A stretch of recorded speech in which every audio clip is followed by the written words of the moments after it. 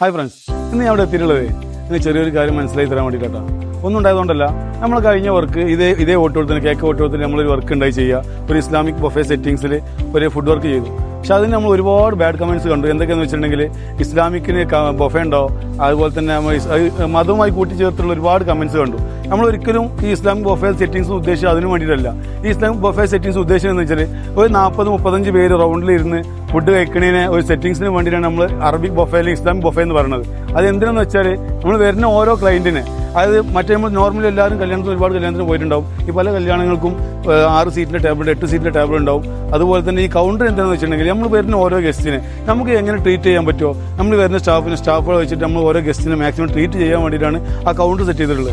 ആ കൗണ്ടറിന് ഓൾറെഡി എല്ലാവരും പൊതുവേ വിളിക്കണം. ഞാനിപ്പോൾ 9 വർഷം ഇവന്റ് തുടങ്ങിയിട്ട് അന്ന് മുതൽ ഇന്ന് വരെ ഞാൻ കേട്ടിട്ടുള്ളതും ഞാൻ പഠിച്ചിട്ടുള്ളതും ഇസ്ലാമിക് ബൊഫേ അല്ലെങ്കിൽ അറബിക് ബൊഫേ എന്നുള്ള സെറ്റിംഗ്സിലാണ്. പക്ഷെ അതിനു വേണ്ടി കുറേ ആൾക്കാർ വന്നൊരു കമന്റ്സിൽ ഇതിന് കുറേ ബാഡ് കമന്റ്സ് ആയത് എന്താ പറയുക, വർഗീയത ഉണ്ടാക്കുന്ന രീതിയിലുള്ള കമന്റ്സ് ഉണ്ടാക്കേണ്ട ഒരു ആവശ്യമില്ല. കാരണം ഈ ഇസ്ലാമിക് ബൊഫേ എന്നുള്ള സെറ്റിംഗ്സ് നമ്മൾ മുസ്ലിങ്ങൾക്കായാലും ഹിന്ദുസിനായാലും ക്രിസ്ത്യൻസിനായാലും ആർക്കായാലും ഇട്ടുള്ള സെറ്റിംഗ്സ് ആണ്. പക്ഷെ അതിന് അധികം കമന്റ് ഇടുന്നത് ആരാണ്? അതും ഈ മുസ്ലിംസ് തന്നെയാണ്.